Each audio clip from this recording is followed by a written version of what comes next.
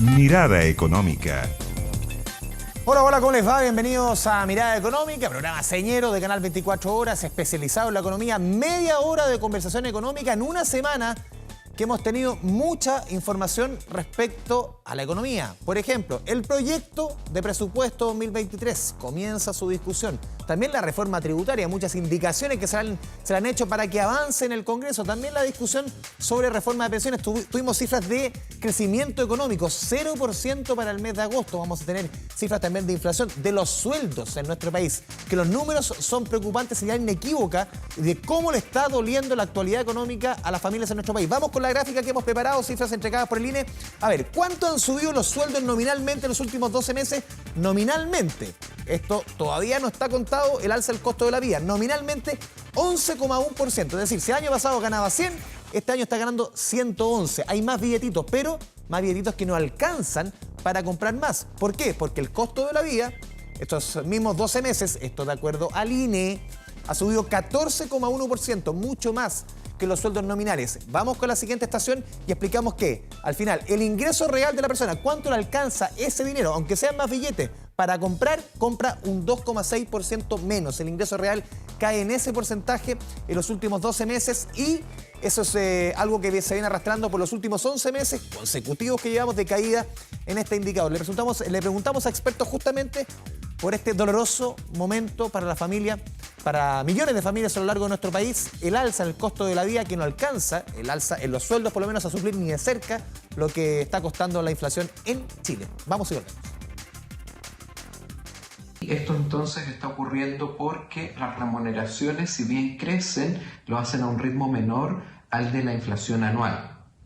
Y por lo tanto esto se traduce en que el poder de compra de los salarios se está reduciendo en comparación al año anterior. Es decir, hoy día con los salarios en promedio se están comprando menos bienes y servicios que hace un año atrás. Ocupados y preocupados como gobierno a fin de contribuir desde la política fiscal para efectos de no generar incentivos que promuevan aún más el proceso inflacionario que es de carácter nacional e internacional, pero asimismo y sobre todo con el énfasis del presupuesto 2023 en poder generar apoyo y ayudas económicas a las familias que dentro de un marco de responsabilidad fiscal puedan contribuir efectivamente a poder absorber dichos costos o alzan los costos de la vida. La mejor política salarial. Justamente para profundizar en la coyuntura económica, en todo lo que decíamos en la presentación, todo lo que estamos conversando, estamos en contacto aquí en Mirada Económica, Canal 24 Horas, con el expresidente del Banco Central, actual decano de la Facultad de Economía y Negocios de la Universidad de Chile, fanático de Colo-Colo. Me imagino que Colo-Colo lo único que le saca sonrisa, lo vemos ahí en días aciagos para la economía. Don José Gregorio, un gusto tenerlo aquí en Mirada Económica. ¿Cómo te va? Muy buenas tardes, un gusto de estar aquí y ojalá el próximo lunes, a pesar de la mala noticia económica, la mayoría de Chile esté más feliz. Es verdad, la estrella número 33, cosa de tiempo, señor de Gregorio.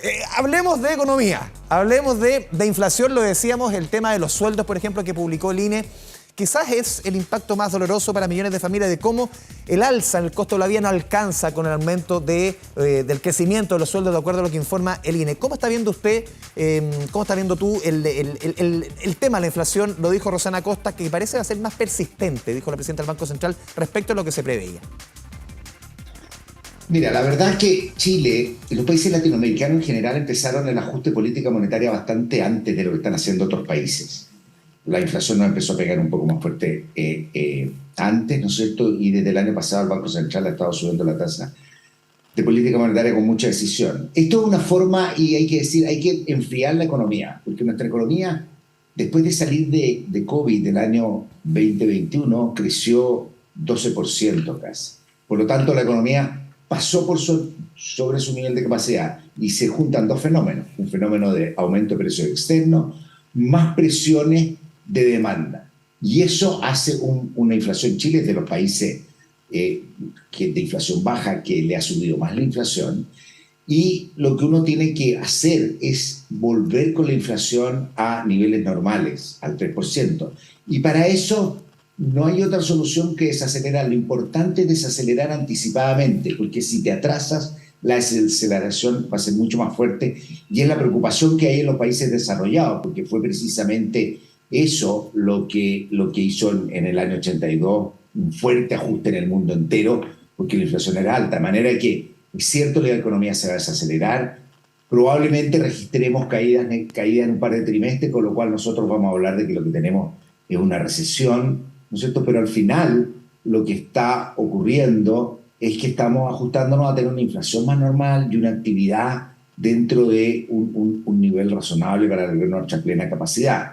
Obviamente no es gratuito y como tú lo señalabas, normalmente en estos procesos inflacionarios los salarios van siguiendo detrás, ¿no es cierto? Y los aumentos de salario no alcanzan a compensar, por lo tanto la gente va perdiendo poder adquisitivo. En la medida que la inflación comience a bajar, la situación se va a revertir y vamos a tener recuperación de salarios reales. Por lo menos las proyecciones están hablando de que a partir de noviembre ya la inflación, por lo menos en los indicadores mensuales, podría comenzar a ceder. La encuesta operadora habla de 0,5% para el 11º mes del año. ¿Tú coincides con esos números que ya a partir de noviembre podíamos comenzar a ver ya no inflaciones en torno al 1% mensual o más que nos estamos acostumbrando en los últimos 7 meses?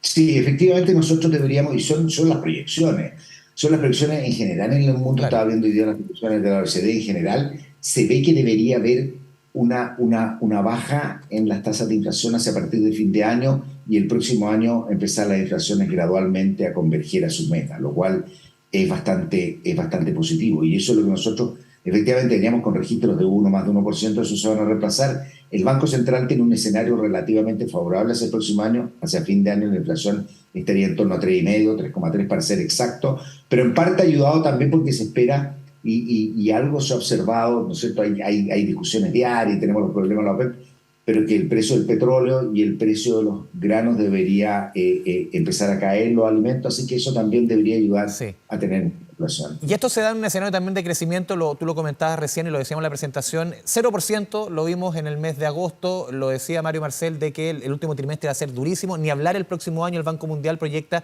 que Chile va a ser la economía que menos va a crecer en América Latina y el Caribe, menos 0,5%, muy similar a las proyecciones que hace, por ejemplo, también el Banco Central y el Ministerio de Hacienda. ¿Por qué Chile, se puede explicar a gente, a quién nos están viendo, José, por qué Chile va a ser la economía que menos va a crecer en América Latina el próximo año? ¿Por qué nos pega más? Dos cosas. La primera es la pregunta tuya de por qué está pasando esto.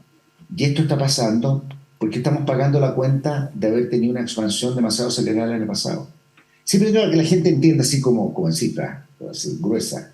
Chile tuvo un impulso el año pasado, o sea, un desahorro, mayor capacidad de compra, ¿no es cierto? No necesariamente ingresos, de 30 puntos del PIB, de los cuales 18 fueron retiros de fondos de pensiones y aproximadamente 12 de mayor gasto fiscal.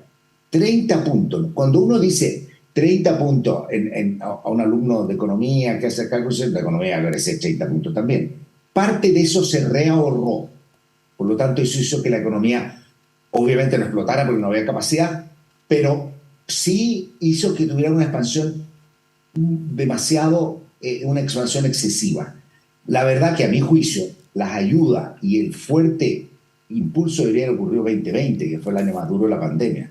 El año 2021 veníamos saliendo. El consumo privado el año pasado creció 20%. Obviamente no es una situación magra que uno va a decir, mira, y ahora estamos en parte pagando la cuenta. Pero la segunda cosa que yo quería decir que tampoco hay que sobredimensionar. Cuando nosotros estamos hablando de que la economía crece 0,5%, va a estar cayendo nuestra economía. Durante la pandemia estuvo aproximadamente 15 puntos debajo de su plena capacidad. Nosotros llegamos a estar ahora con la expansión arriba de 4 puntos por encima de nuestra plena capacidad, que es lo que genera presiones inflacionarias.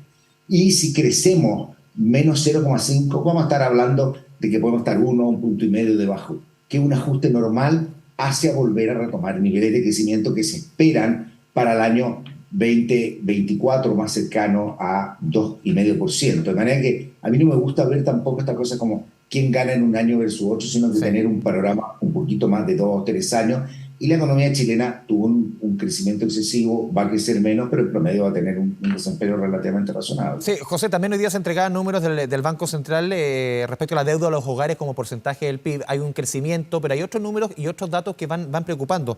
la baja en la tasa de ahorro, ya muchos economistas y se hace el cruce de datos que se agotaron las plata de los retiros. Definitivamente aquí ya comienza como la etapa más dura para los hogares. Muchos de esos dineros que tú dices, quizás de los retiros que se habían ahorrado, que se habían guardado, ya se están agotando y ahora viene quizás el periodo para los hogares más duro en materia económica.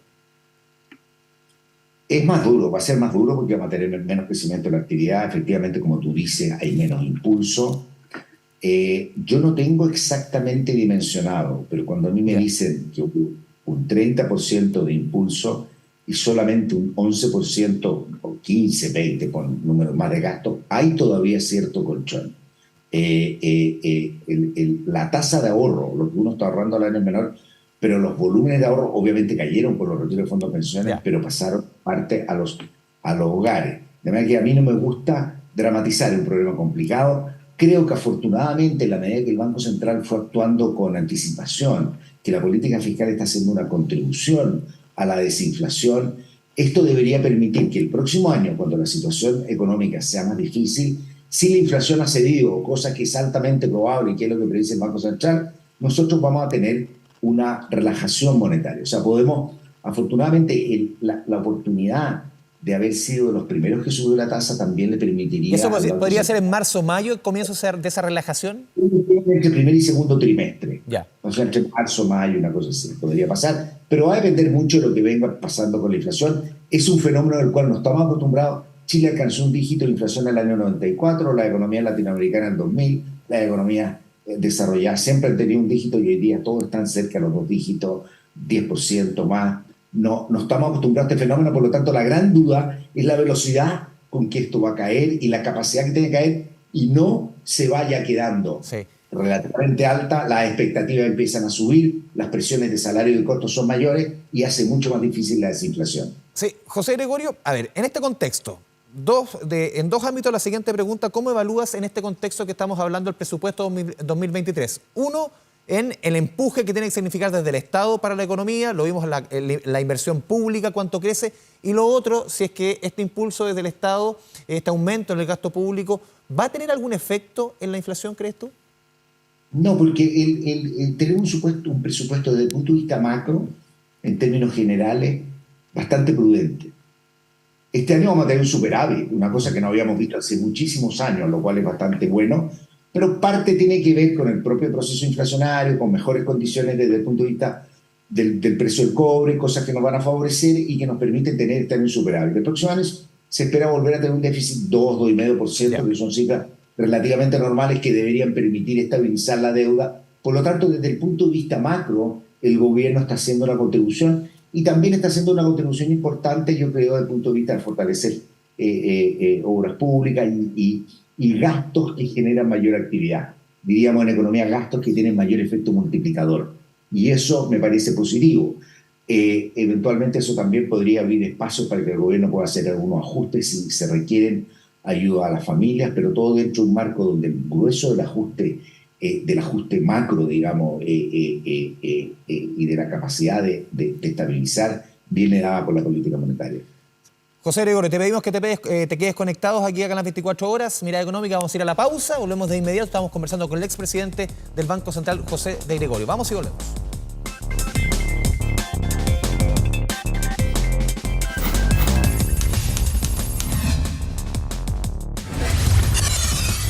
Mirada Económica. Mirada Económica.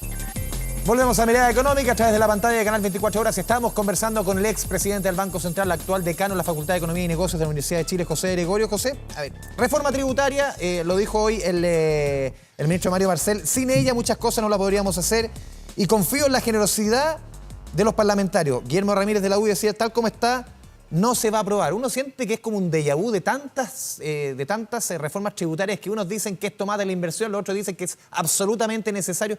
¿Cómo ves tú el derrotero de esta reforma tributaria fundamental, por lo menos para los proyectos que plantea el gobierno?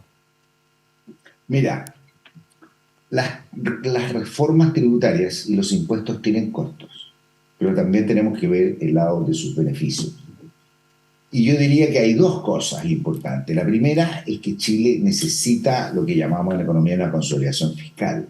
Venía con excesivo gasto, el gobierno pretende estabilizar la deuda, lo que es una cosa bastante saludable, llegar a niveles de 40% del PIB, Sí. estabilizarla, y para eso necesitamos más ingresos. Hace poco salía un informe del Banco Mundial, donde siempre nosotros discutimos, no conozco el detalle ni puedo juzgarlo, pero un informe que venía del Banco Mundial donde decía que Chile, dentro de los países emergentes, era los que tenía menos derroche de recursos. Entonces tampoco uno puede pensar que vamos a llegar y vamos a cortar gastos. No lo han podido hacer gobiernos de ningún color político porque no es tan fácil. Por lo tanto, es necesario subir impuestos. Esos impuestos, de alguna otra manera, lo que uno tiene que buscar es que tengan dos características que son deseables. La primera es que sus efectos sobre la inflación, sus efectos sobre el crecimiento no sean muy importantes. O sea, uno no quiere ponerle impuestos a la inversión y cargar la inversión porque eso va a tener efectos sobre el crecimiento. Pero por otra parte también los impuestos tienen que ser progresivos, es decir, quienes ganan más tienen que contribuir proporcionalmente más. Y toda esa cuadratura hace que los espacios sean difíciles.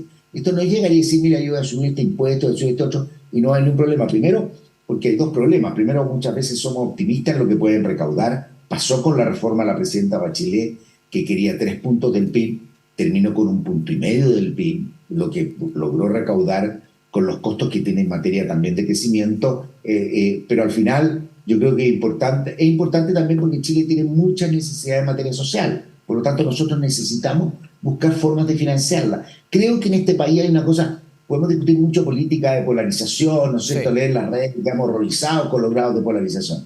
Sin embargo, en materia económica creo que nadie, o casi nadie, duda de la importancia de la responsabilidad fiscal. Lo que vamos a gastar tenemos que financiarlo. ¿Por qué? Porque si no, al final, primero la política fiscal se vuelve insostenible, las tasas de interés suben, el crecimiento es mucho menor. Todo eso no ha ocurrido en Chile y eso ha permitido tener un desempeño relativamente favorable con los problemas que hemos tenido, yo diría, en los últimos 10 años en materia de crecimiento bastante lento, que es donde son otros temas, pero que también hay que apuntalar. Porque ahí también está la discusión respecto a, por ejemplo, el gobierno apunta, por lo menos esta reforma, a recaudar, el foco está en los que más tienen, lo dijo el ministro de Hacienda desde el comienzo. Pero otros también postulan, y también es parte del informe, el último informe que emitió de la OCDE, que obviamente que aplaudía parte de esta reforma tributaria, pero también decía, y es lo que sostienen muchos, José, y te pregunto, te pido tu opinión, respecto a que en Chile esa sugerencia de que debe ampliarse la base de personas que pagan impuesto a la renta, de su sueldo, que hoy día es 1 de cada 4 chilenos, que debiese ampliarse, aunque algo que es políticamente hoy día bien difícil de iniciar una discusión en esta coyuntura, ¿no? Dos cosas. La primera, el informe de la OCDE, que me tocó comentarlo cuando ¿Sí? vino a presentarlo acá el director, es un informe bastante interesante, para la gente que quiere informarse, es bastante interesante. Y tiene una cosa, destaca mucho la importancia de la reforma tributaria en Chile. Ese es el segundo punto es lo que tú dices. En Chile la base del impuesto a la renta es muy baja. ¿Por qué? En parte importante, yo creo, porque puede haber vacíos en la parte más alta de los ingresos. Hay que asegurarse que la gente que tiene más pague más y no que dos personas que tienen altos ingresos, una paga mucho y otra paga poco porque busca formas de eludir. Y la segunda, el número de personas que paga es relativamente bajo. Ahora, eso políticamente es súper difícil, y es políticamente súper difícil porque la gente dice, mira, tú sabes que el límite exento en Chile es muchísimo mayor que el que hay en Australia, que el que hay en muchos países desarrollados, de mucho mayor ingreso que nosotros y donde se paga impuestos de mucho antes. Yo entiendo que es políticamente difícil, pero así que hay una manera y hay una forma en la cual de facto se va a lograr esto, y es en una reforma de pensiones o en una reforma de salud, donde parte de la cotización va a un fondo común, donde nosotros financiamos salud para todos, financiamos pensiones para todos. Es un impuesto que va a ayudar a la redistribución entre todos quienes cotizan. Y eso me parece que va en la dirección correcta. Sí, tú mencionabas el tema de la reforma de pensiones. ¿Cómo ves la discusión que se está dando? El gobierno por lo menos señaló que a través de la ministra Jara, que se va a presentar a fines de mes, está la discusión respecto a ese 6%, si debe ir 100% a solidaridad, si debe repartirse solidaridad y cuentas individuales, otros que sostienen que debe ir 100% a cuentas individuales. ¿Cómo ves tú la conversación, por lo menos lo que se ha ido conociendo de esta reforma que venimos discutiendo hace ya 15, 16 años por lo menos? esta reforma, el movimiento No Más AFP y las marchas partieron por ahí hace como 6, 7 años, se han presentado proyectos, se han caído y es lamentable. Es absolutamente lamentable. Mientras los adultos mayores, mientras nuestro país tiene que generar mejores pensiones, nosotros estamos desangrándonos a veces en temas bastante menores o bastante ideológicos. En primer lugar, yo creo que la reforma hay cosas positivas desde el punto de vista del diseño que se mantienen. El 10% va a seguir siendo en cuenta individual. Y eso yo creo que está como fuera de discusión. La gente va a seguir con su 10% en cuenta individual. La pregunta es qué pasa con el resto del 6%. El 6% adicional, algo tiene que ayudar a los que no alcanzaron a cotizar. Entonces, eso era un poco lo que tenía el proyecto de la presidenta Bachelet. Y debiera también permitir Chile, y una cosa importante, Chile en su sistema contributivo. La PGU es una tremenda ayuda para todos, los que cotizan y no cotizan. Sí. Pero nuestro sistema contributivo, es decir, el pago de pensiones entre quienes cotizan, más que seguridad social, o sea, más que un seguro en el que nosotros transferimos seguro de los que tuvieron mala suerte a los que tuvieron mejor suerte, donde hay mecanismos redistributivos, es solamente un sistema de ahorro forzoso. A la gente obviamente le gusta porque dice, mira, yo quiero toda mi plata, va a haber un componente de impuesto. La pregunta es, ¿el 6% a eso o el 0% es más que nada un problema de preferencia política? Yo no tengo problema que sea el 6% en la medida, y esto es muy importante, que sea sostenible. No puede ser un sistema de reparto, tiene que ser un sistema de capitalización colectivo. Yo creo que deberíamos tratar de llegar a un acuerdo porque no podemos seguir esperando el alza de la tasa de cotización en al menos 6 puntos. En este país, imagínate una persona cotiza en promedio en Chile aproximadamente 20 años para estar jubilada otros 20 años, pongamos número grueso. Con una cotización de 10%, la probabilidad de sacar más del 10% mensual es muy baja. Por lo tanto, la gente debiera cotizar y tenemos que formalizar 40 años. Eso te permite obligar. Y además deberá aumentar por lo menos en un 50%, ¿no es cierto?, la tasa de cotización para tener tasas de reemplazo mejores. ¿Cómo va a ser? Espero, y esta es la parte que a mí me preocupa, que la política, ¿no es cierto?, de deshacerse la AFP, de estas cosas como de mucho eslogan que vivimos y poca sustancia, pueda terminar trancándonos y pueda terminar por tratar de resolver o de poner medidas que eliminen fantasmas que no son como problemas reales, podemos terminar con mucho enredo en la discusión. Creo que hay que ser práctico, creo que reconocer virtudes, también reconocer defectos. Hay toda una discusión, por ejemplo, de si la AFP, yo estoy haciendo mi cosa que es la mía preferida, la he manifestado muchas veces, no hay mucha agua en la bici, pero toda esta discusión de la AFP son instituciones donde estamos obligados a cotizar, no es voluntario. Esto no es como en un restaurante, donde la libertad del consumidor prima. Aquí estamos obligados a cotizar. Entonces, por lo tanto, uno tiene derecho a regular. Yo no tendría ningún problema en buscar una forma de establecer utilidades máximas. Sí. Todo lo discutimos muchas veces, cómo calcularlo de manera correcta para que haya los incentivos. Y los excesos van a los propios fondos, a los propios afiliados. Esa sería una manera de evitar muchas de estas discusiones de cómo lo hacemos y tener que generar también, hay toda una cosa con su reserva técnica para que ellos sigan y traten de optimizar el manejo de los fondos, un conjunto de cosas que debería protegernos, porque si tú le dices a alguien te va a cortar toda la utilidad y no va a tener utilidades, los incentivos a hacerlo bien van a ser bajos. Podemos tener discusiones, son temas súper complejos técnicamente, lo importante es no abordarlos con eslogan ni con ideología. Creo que técnicamente se pueden hacer, se puede ser creativo y podemos hacer algo con nuestro sistema de pensiones. José Gregorio, expresidente del Banco Central, decano de la Facultad de Economía y Negocios de la Universidad de Chile. Le agradecemos este espacio con Canal 24 Horas y va a celebrar este fin de semana con toda seguridad, como buen colocolino. Pero lamentablemente la camisa blanca le queda bien. Estadio, pero vamos a estar celebrando con la inmensa mayoría de los chilenos. Ya, que le gustó eso, la mitad más uno. Ya, un abrazo. Chao, chao. Poder hablar contigo. Nos vemos, chao. Y antes de despedir Mirada Económica, les hacemos el siguiente consejo. Todas las empresas independientes del rubro necesitan facturar electrónicamente, saber cuánto le deben los clientes, procesar la remuneración, controlar la liquidez, la rentabilidad. Todo esto y mucho más es posible con Kame ERP. Nos integramos con los bancos, con el Servicio de Impuestos Internos, con Mercado Libre y mucho más. Planes desde 12 UF al año. Toda la información en came.cl. Después de este consejo, vamos cerrando este Mirada Económica. Nos vemos en una próxima oportunidad. Muchas gracias por su sintonía. Chao, chao.